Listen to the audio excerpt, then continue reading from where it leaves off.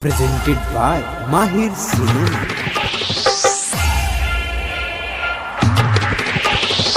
Mixed by Kanchan Raj Muzaffarpur. Kanchan Raj Muzaffarpur. Kanchan Raj Muzaffarpur.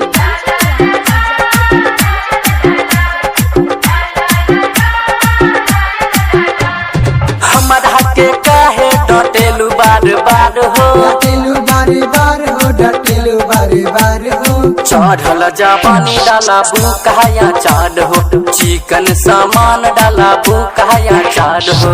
कहलए रानी तू हमरा से प्यार हो, हमरा से प्यार हो, हमरा से प्यार हो। चढ़ल जवानी डाला बुकाया चाड हो, चिकन सामान डाला बुकाया चाड हो। Presented by Mahir Cinema.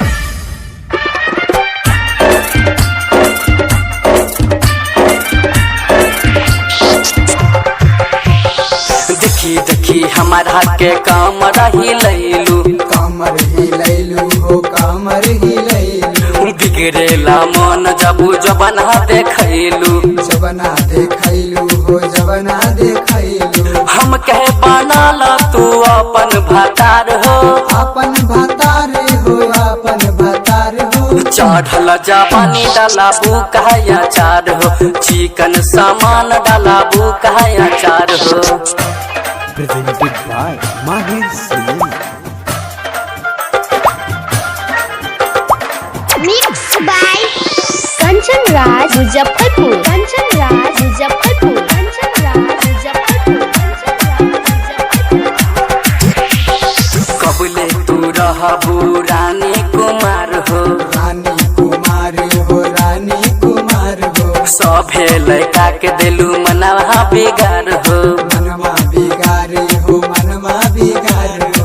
हमके बनाला तू अपन लभर हो, अपन लभर हो, अपन लभर हो। चढ़ल जवानी डाला बुकाया चाड हो, चढ़ल जवानी डाला बुकाया चाड हो।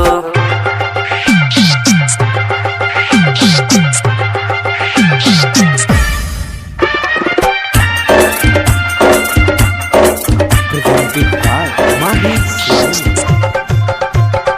धर्म वीर दीवाना के काहे फुसलैलू, काहे फुसलैलू हो, काहे फुसलैलू। लालो बिहारी के घरवा घुसैलू। घरवा घुसैलू हो, घरवा घुसैलू।